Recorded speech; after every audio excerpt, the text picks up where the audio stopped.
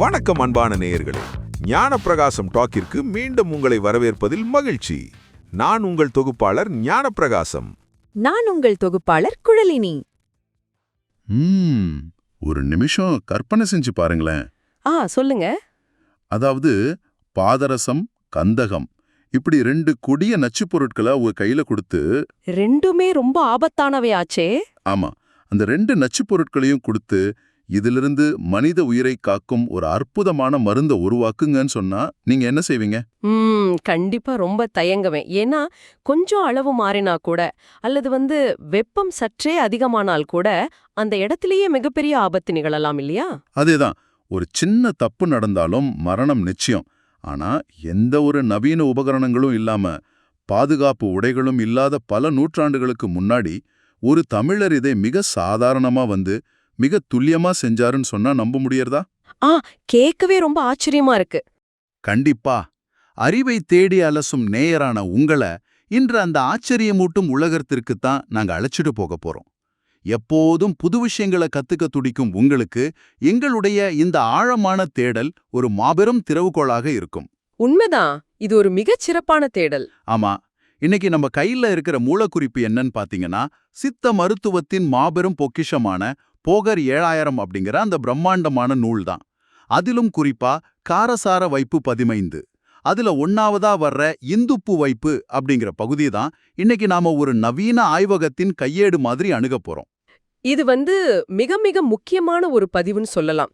ஏன்னா போகர் 7000 நூலை படிக்கும்போது பலரும் அது வெறும் ஒரு பக்தி இலக்கியமாகவோ இல்ல ஒரு எதுகை மோனையோடு பாடப்பட்ட தத்துவ பாடல்களாகவோ தான் கடந்து போயிடுறாங்க. ஆமா, நிறைய பேர் அப்படிதான் நினைக்கிறாங்க. ஆனா ஒவ்வொரு வார்த்தையையும் உற்று நோக்கினால் இது ரகசிய குறியீடுகளால் எழுதப்பட்ட ஒரு முழுமையான அறிவியல் ஆய்வக கையேடு அப்படிங்கிறது ரொம்ப தெளிவா புரியும். இந்த பாடல்களுக்குள்ள ஒட்டுமொத்த வேதியியல் செயல்முறையும் அந்த வெப்ப ஆற்றலை கையாளும் நுட்பமும் அப்படியே ஒளித்து வைக்கப்பட்டிருக்கு. இன்னைக்கு நாம பார்க்க போறது வெறும் கவிதை இல்ல, அது ஒரு வேதியியல் வரைபடம். அதுதான் இங்க மிகப்பெரிய வியப்பே. பல நூற்றாண்டுகளுக்கு முன்னாடி எழுதப்பட்ட ஒரு கவிதைக்குள்ள ஒரு முழுமையான வேதியியல் செய்முறை புதிந்து வைக்கப்பட்டிருக்கு. சரி, தாமதிக்காம நாம் அந்த பழங்கால ஆய்வகத்துக்குள்ள நுழைவோம். உங்களை சுற்றி நடக்கும் அனைத்தையும் கூர்ந்து கவனிக்கும் நேயரே, இந்த சொற்களின் விளையாட்டை கவனியுங்கள். அந்த 60வது பாடலை நீங்க வாசிக்கிறீங்களா? அது நாம ஒவ்வொரு வார்த்தையா உடைச்சு பார்ப்போம். கண்டிப்பா வாசிக்கிறேன். இந்த பாடல் அந்த வேதியியல் செயல்முறையோட முதல் கட்டத்தை, அதாவது ஒரு வேதிவினையை தூண்டும் அடிப்படை திரவத்தை எப்படி உருவாக்குவது அப்படிங்கறத விளக்குது. பாடல் இதோ. அரைத்துமே அகலிலிட்டு புடத்தை போட்டங் காரவிட்டெடுத்துடனே பணியில் வைப்பாய், பறைத்துமே பல பணனன செய்நீராகும் பாங்கான பூரமுடு வீரம் லிங்கம், கரைத்துமே இந்நீரில் பீங்கான் வைத்து கணக்காக பலம் நிறுத்து பீங்கான் வார்த்து, நிறைத்துமே பச்சை என்ற கற்பூரத்தை நேரைத்து பலமொன்று நீரில் போடே. வாவ், நீங்க வாசிச்ச மாத்திரத்திலேயே ஒரு ஆழமான வேதியியல் சோதனை அங்க நடக்கிறது போல தோணுது. ஆமா, அதான் அந்த மொழியோட பலம். இத நாம கொஞ்சம் கொஞ்சமா உடைத்து பார்ப்போம். முதல் வரி, அரைத்துமே அகலிலிட்டு புடத்தை போட்டங் காரவிட்டெடுத்துடனே பணியில் வைப்பாய். இதோட வேர்ச்சொல் மற்றும் பொருளை பார்த்தா, மூலிகைகளை நன்கு அரைத்து அகல் போன்ற ஒரு அகலமான பாத்திரத்துல வச்சு புடம் போட சொல்றாரு. புடம் அப்படின்னா நெருப்புலிட்டு சூடாக்குவது, சரியா? கரெக்ட், நெருப்புல காட்டி சூடாக்குவது. ஆனா அது ஆறிய உடனே பனியில், அதாவது மிக குளிர்ந்த சூழல்ல வைக்க சொல்றாரு. எனக்கு இங்கதான் ஒரு பெரிய சந்தேகம். என்ன சந்தேகம்? ஏன் இந்த திடீர் தட்பவெப்ப மாற்றம்? சூடாக்கிட்ட பிறகு ஏன் உடனே பனில வைக்கணும்? இங்கதான் போகரோட அந்த அறிவியல் மூளை மிக தெளிவா வேலை செய்யுது. நவீன அறிவியல்ல நம்ம பொருளை காற்றில்லா சூழல்ல அதிக வெப்பத்திற்கு உட்படுத்துவோம். இதுக்கு கால்சினேஷன் அப்படின்னு பேரு. இதனால அதுல உள்ள தேவையற்ற நீர்மங்கள் எல்லாம் ஆவியாகும், நச்சு வாயுக்கள் வெளியேறும். அந்த நச்சு பொருட்களை வெளியேற்றதுக்காக தான் இந்த சூடாக்கும் முறை இல்லையா? அதேதான். பிறகு திடீரென அத மிக குளிர்ந்த சூழல்ல, அதாவது பனியில வைக்கும்போது அந்த ஆவியான பொருட்கள் மீண்டும் குளிர்ந்து தூய்மையான திரவமா மாறும். இதுக்கு கண்டென்சேஷன் அப்படின்னு சொல்லுவோம். அப்போ சூடாக்கி அப்புறம் திடீர்னு குளிர்விக்கிற ஒரு சைக்கிள் நடக்குது. ஒரு பொருளை மிக தூய்மையான நிலைக்கு கொண்டு வர பயன்படுத்தப்படும் ஒரு மிக முக்கியமான அறிவியல் நுட்பம். அருமை. ஆனா ஏன் அகல் பாத்திரத்தை பயன்படுத்தணும்? அது ஒரு நல்ல கேள்வி. அகல் பாத்திரத்தை பயன்படுத்த காரணம் என்னன்னா அதோட பரப்பளவு அதிகம். பரப்பளவு அதிகமா இருக்கும்போது அந்த வெப்பம் ரொம்ப சீராக பரவும். அதான் அதோட ரகசியம். ஆகா, இது எவ்ளோ பெரிய சயின்ஸ்! சரி, அடுத்த வரிய பாத்தீங்கன்னா பறைத்துமே பளபணன செய்நீராகும் அப்படின்னு சொல்றாரு. பறைத்துமே அப்படின்னா பரவி அல்லது விரிவடைந்து அப்படின்னு பொருள் எடுத்துக்கலாமா? கண்டிப்பா. அந்த செயல்முறைக்கு பிறகு அது பளபளவென்று ஒரு திரவமாக, அதாவது ஒரு செய்நீராக மாறும்னு சொல்றாரு. இந்த செய்நீர் அப்படிங்கிறது எந்த ஒரு பொருளையும் கரைத்து அதோட வேதித்தன்மையை மாற்றக்கூடிய ஒரு அடிப்படை திரவம், ஒரு வினையூக்கி, அதாவது கேட்டலிஸ்ட் லிக்விட் அப்படின்னு நாம எடுத்துக்கலாமா? 100% அப்படிதான் எடுத்துக்கணும்.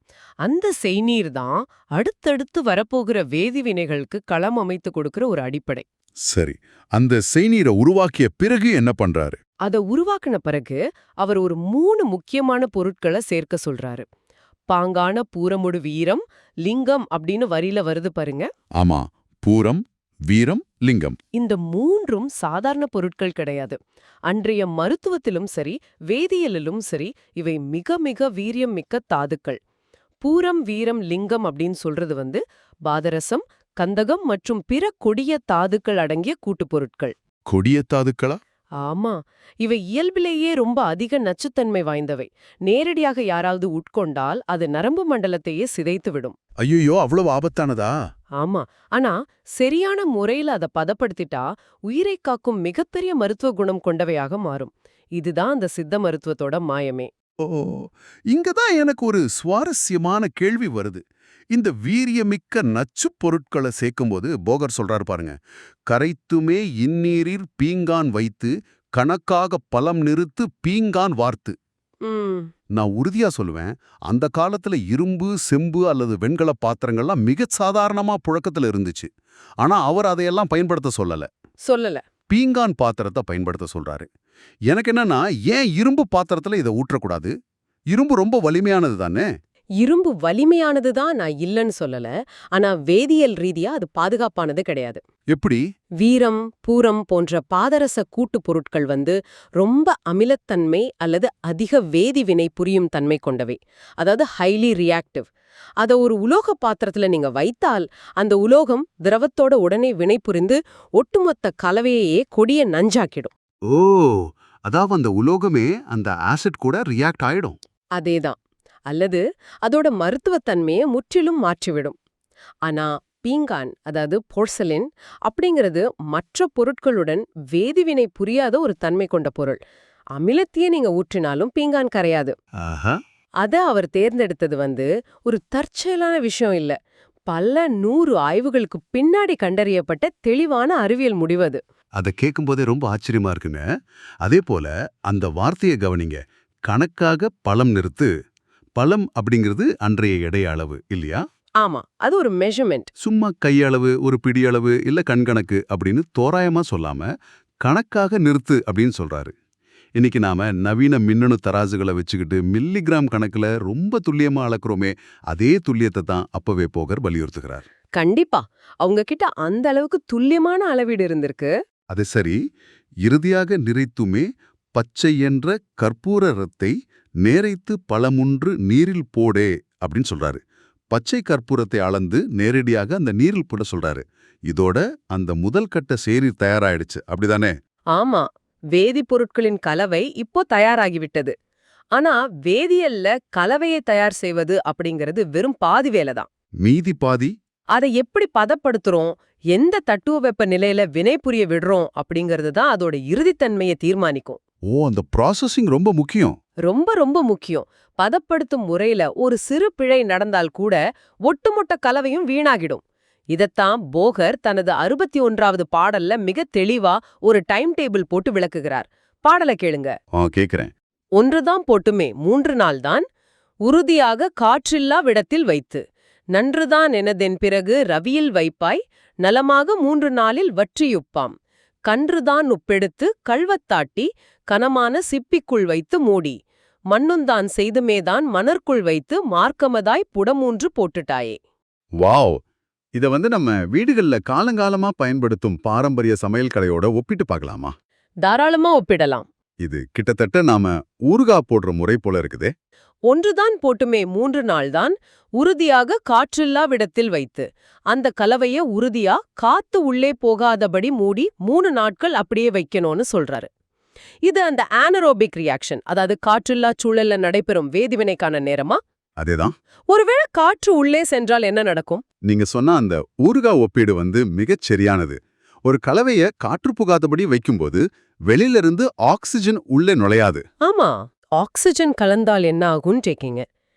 இரும்பு எப்படி ஆக்சிஜனோட வினை புரிஞ்சு துருப்பிடிச்சு போகுதோ அதே போல இந்த வீரியமிக்க வேதிப்பொருட்களும் ஆக்சிஜனோட ரியாக்ட் ஆகி அதோட தன்மையை இழந்துடும். தேவையற்ற சிதைவு மாற்றங்கள் எல்லாம் ஏற்படும். ஓ, அதனாலதான் காற்றில்லா இடம்னு குறிப்பிட்டு சொல்றாரு. கரெக்ட். உள்ளே இருக்கும் பொருட்களுக்குள் மட்டுமே வினை நடக்கணும் அப்படிங்கிறதுக்காக தான் இந்த வெற்றிடச் சூழல். 3 நாட்கள் அப்படிங்கிறது அந்த வினை முழுமையாக நடந்து முடிந்து நச்சுத்தன்மை முறியடிக்கப்படுவதற்கான கால அவகாசம். இப்போ ரொம்ப தெளிவா புரியுது. ஆனா எனக்கு இங்க ஒரு சந்தேகம் வருது. கேளுங்க. 3 நாள் இருட்டுல வை, அடுத்த 3 நாள் வெயில்ல வை அப்படின்னு அவர் சொல்றது வெறும் கவிதையோட அந்த எதுகை மோனைக்காக கூறப்பட்ட வார்த்தைகளா, இல்ல உண்மையிலேயே ஆவியாதல் மற்றும் வேதிவினைக்கான மிக துல்லியமான கால அட்டவணையா? இது எந்த வகையிலும் எதுகை மோனைக்கான வரிகள் கிடையாது. நிஜமாவா? ஆமா. ஏன்னா அடுத்தவர் நன்றுதான் நந்தன் பிறகி ரவியில் வைப்பாய் நலமாக 3 நாளில் வற்றியுப்பாம் அப்படின்னு சொல்றாரு. ரவி அப்படின்னா சூரியன். ஆமா, அது தெரியும். 3 நாள் சூரிய ஒளியில வச்சா அது வற்றி உப்பா மாறும்னு சொல்றாரு. ஆனா எனக்கு என்னன்னா, நெருப்புல வச்சு நேரடியாக கொதிக்க வைக்கலாமே, ஏன் சூரிய ஒளி? இது காலநிலையை அடிப்படையாக கொண்ட மிக துல்லியமான அறிவியல் நுட்பம். நீங்க கேட்டது போல இது ஒரு அட்டவணைதான். முதல் 3 நாட்கள் காற்றில்லா சூழல்ல நடக்கும் வினைக்கு பிறகு அந்த திரவத்தில் உள்ள நீர்மத்தை ஆவியாக்கணும், அதாவது இவாப்பரேட் பண்ணணும். சரி. ஆனா நேரடியாக நெருப்புல வச்சிங்கன்னா அந்த திரவம் கொதித்து சிதறிடும், அதோட மூலக்கூறுகள்லாம் அழிந்துவிடும். அதுக்கு பதிலா சூரிய ஒளிய பயன்படுத்தி மெதுவாக படிகமாக்கும் முறையை, அதாவது கிறிஸ்டலைசேஷன் முறைய பயன்படுத்துகிறார். ஓ, மெதுவா அந்த வெப்பம் ஏறுறதுக்காக. ஆமா, 3 நாட்கள் மிதமான சீரான சூரிய வெப்பத்துல திரவம் மெதுவாக ஆவியாகும்போது அதிலுள்ள வீரியமிக்க மூலக்கூறுகள் அனைத்தும் படிப்படியாக ஒன்று சேர்ந்து ஒரு திடமான உப்பாக உருமாறும். மெதுவாக ஆவியாகும்போதுதான் மிகச்சரியான படிகங்கள் உருவாகும். ஓஹோ, அதனாலதான் மிதமான சூட்ல வைக்க சொல்றாரு. சரி, அந்த உப்பு கிடைச்ச பிறகு என்ன செய்யணும்? அதுக்கப்புறம்தான் அடுத்த ஸ்டெப். கன்றுதான் உப்பெடுத்து கல்வத்தாட்டி கனமான சிப்பிக்குள் வைத்து மூடி அப்படின்னு சொல்றாரு. அந்த உப்பை எடுத்து சித்தர்கள் பயன்படுத்தும் அரைக்கும் கல்லான கல்வம் அதை கொண்டு நல்லா அரைக்கணும். அதன் பிறகு அதை ஒரு கனமான சிப்பிக்குள், அதாவது ஒரு ஷெல்லுக்குள்ள வச்சு மூடணும். என் கேள்வி என்னவென்றால், ஏன் சிப்பியை தேர்ந்தெடுக்கணும்? இவ்வளவு நேரம் பீங்கான் பாத்திரத்தை பயன்படுத்த சொன்னவரு இப்போ திடீர்னு கடல்ல கிடைக்கிற சிப்பியை ஏன் கொண்டு வராரு? அதுலதான் சூட்சுமமே அடங்கியிருக்கு. சிப்பி அப்படிங்கிறது இயற்கையாகவே அதிக வெப்பத்தை தாங்கக்கூடிய ஒரு உரை. கால்சியம் கார்பனேட் அப்படிங்கிற பொருளால ஆனதுதான் சிப்பி. ஆமா, அது ரொம்ப ஹார்டா இருக்கும். இது மிக அதிக அளவிலான வெப்பத்தை உள்ளே இருக்கும் பொருளுக்கு நேரடியாக கடத்தாமல் சீராக பாதுகாக்கும் தன்மை கொண்டது. இப்போ அடுத்த வரிய பாருங்க. இதுதான் இந்த ஒட்டுமொத்த செயல்முறையோட உச்சகட்டம். மண்ணுந்தான் செய்துமேதான் மணற்குள் வைத்து மார்க்கமதாய் புடமூன்று போட்டு தாயா, இதானே? அதேதான். சிப்பியோட மேல் பகுதியில களிமண் பூசி அதை அப்படியே நேரடியாக நெருப்புல போடாம மணலுக்குள் புதைத்து முறையா 3 முறை புடம் போட சொல்றாரு. மணல் மறைவு வெப்பமூட்டல், அதாவது மணல் மறைவு புடம்னு சொல்றது. இத நாம ஒரு மாபெரும் கண்டுபிடிப்பா கொண்டாடணும். ஆமா, ஏன்னு நீங்களே சொல்லுங்க. நான் சில அறிவியல் கட்டுரைகள்ல படிச்சிருக்கேன். அதாவது சில நுட்பமான வேதிப்பொருட்களை நேரடியாக நெருப்புல காட்டினால் அந்த திடீர் வெப்பத்தால அவை கருகிடும் அல்லது அதிலுள்ள மூலக்கூறுகள் முற்றிலுமாக சிதைந்துவிடும். கரெக்ட். ஆனா ஒரு மண் பாண்டத்துல மணலை நிரப்பி அதுக்குள்ள இந்த சிப்பியை வச்சு கீழிருந்து மணலை சூடாக்கும்போது என்ன நடக்கும்?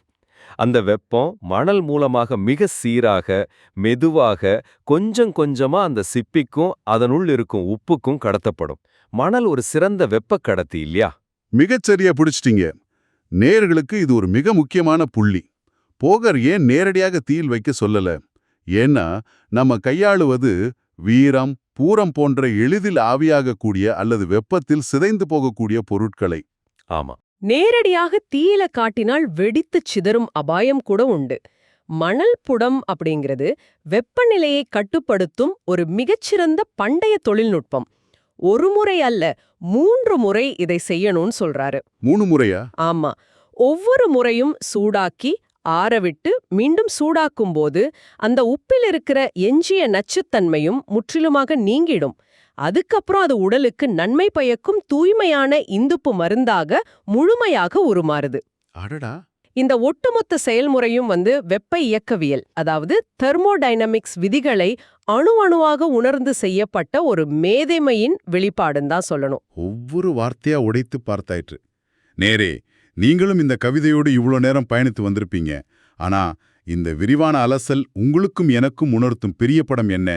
பல நூற்றாண்டுகளுக்கு முன்பு எழுதப்பட்ட இந்த வரிகளை நாம இன்று எப்படி புரிந்து கொள்வது? இத நாம பருப்பொருளின் நிலைகள், அதாவது ஸ்டேட்ஸ் ஆஃப் மேட்டர் மற்றும் வெப்ப ஆற்றல் பரவும் விதம் என்ற கோணத்துல தான் பார்க்கணும். அதாவது இந்த 4 விஷயங்களையா? ஆமா. பனி அப்படிங்கிற சொல்லின் மூலம் மிக குளிர்ந்த தட்பவெப்பத்தையும், காற்றில்லா இடம் என்பதன் மூலம் வெற்றிடத்தையும், ரவி என்பதன் மூலம் சூரியனின் கதிர்வீச்சு வெப்பத்தையும், மணல் புடம் என்பதன் மூலம் சீரான கடத்தல் வெப்பத்தையும் போகர் மிக துல்லியமாக கையாண்டிருக்காரு. இது ஒரு முழுமையான அறிவியலாவே இருக்கு. நிச்சயமா. ஒரு வீரியமிக்க திரவத்தை உருவாக்குறது, அதை வெற்றிடத்துல பதப்படுத்துறது, பின் சூரிய ஒளியில் மெதுவா ஆவியாக்கி உப்பாக்குறது, இறுதியாத மணலுக்குள் வச்சு பாதுகாப்பாக அதிக வெப்பத்துல புடம் போட்டு மருந்தாக்குறது. இப்படி பருப்பொருளோட அத்தனை நிலைகளையும் அவங்க அத்துப்படியாக அறிந்திருக்கிறார்கள் அப்படிங்கிறது தான் இதோட உண்மையான பரிமாணம். எதையும் நுணுக்கமாக கற்க விரும்பும் உங்களுக்கு இப்போ ஒன்று ரொம்ப தெளிவா புரிஞ்சிருக்கும். பழங்கால பாடல்கள் அப்படிங்கிறது வெறும் தத்துவங்கள் மட்டுமல்ல, அல்லது மனப்பாடம் செய்யறதற்காக எழுதப்பட்ட எதுகை மோனை பாடல்களும் அல்ல. அவை ஒரு அறிவியல் செயல்முறையை பாதுகாப்பாக அடுத்த தலைமுறைக்கு கடத்த வடிவமைக்கப்பட்ட ரகசிய குறியீடுகள். ஆமா, சயின்டிபிக் கோட்ஸ் அது.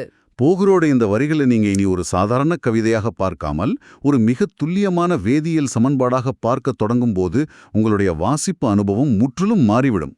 ஒவ்வொரு வார்த்தைக்கு பின்னாலும் ஒரு சோதனை குழாய் ஒளிந்திருப்பதை உங்களால கண்டிப்பா உணர முடியும். உண்மைதான்.